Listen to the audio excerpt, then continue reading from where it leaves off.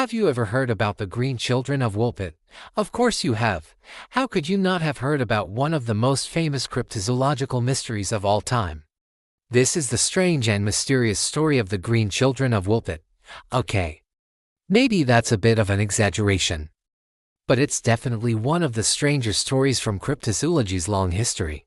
In the summer of that year, people from the village were working in their fields when they heard a strange noise coming from inside one of the wheat fields.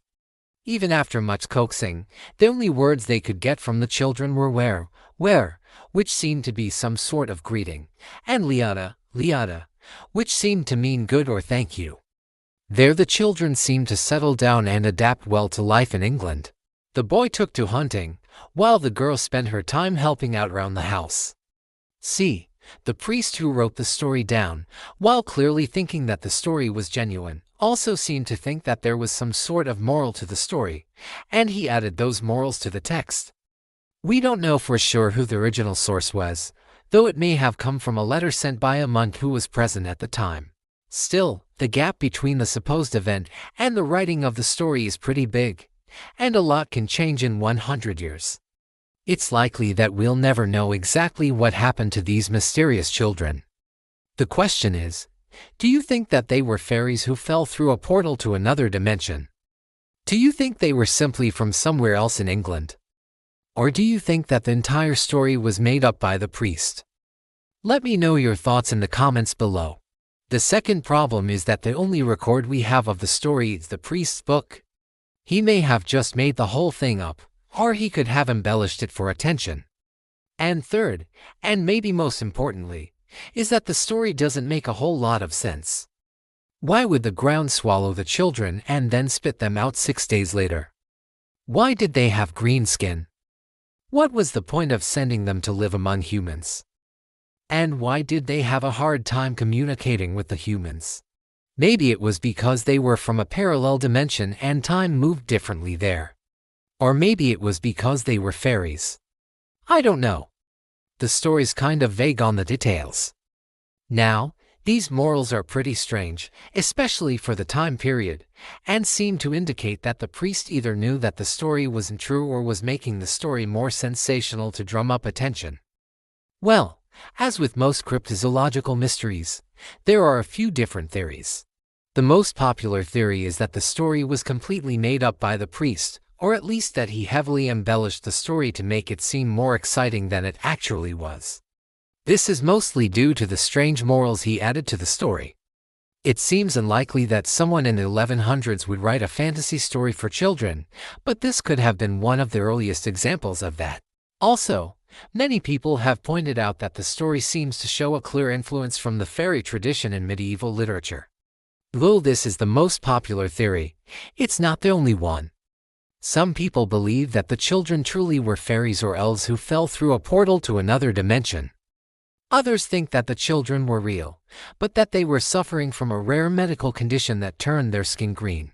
And finally, some people believe that the children were real, but that they were simply from somewhere else in England and that their skin color was simply a metaphor for how different and exotic they seemed to the villagers.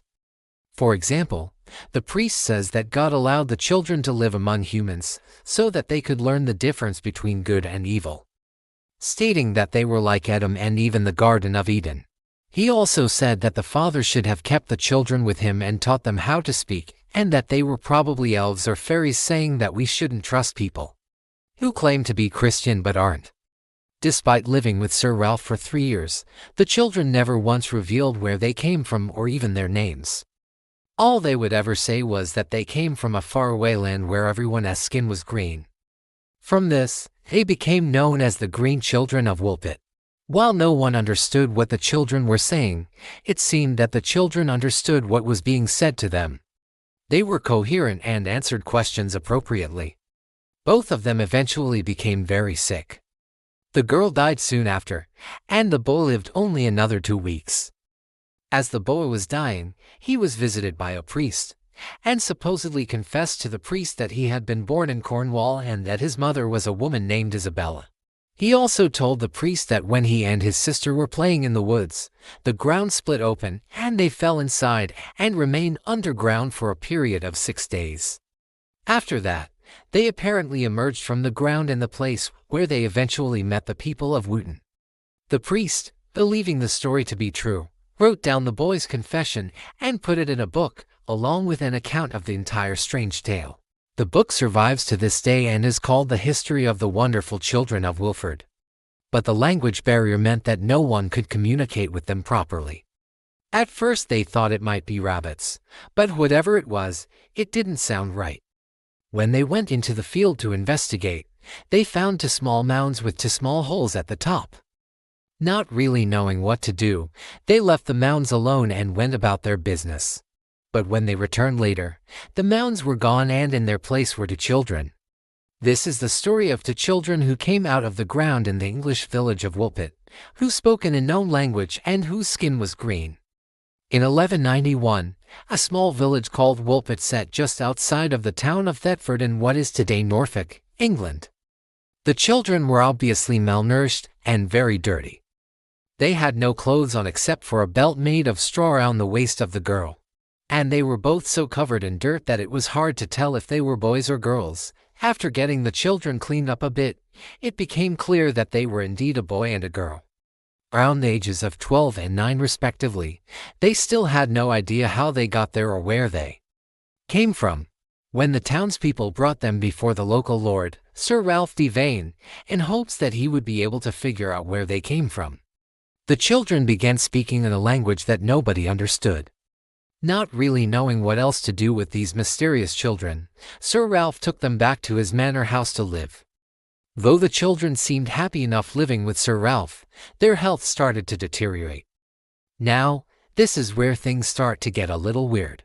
There are a few problems with this story. The first and most obvious is that the story was written about 100 years after the supposed event. So what's the truth behind the story of the Green Children of Woolpit? While the story of the Green Children of Woolpit has captured the imaginations of many over the centuries, there's little evidence to support any of the theories. Thanks for watching. If you enjoyed this video, please hit the like button and subscribe if you haven't already. And as always, thanks for watching.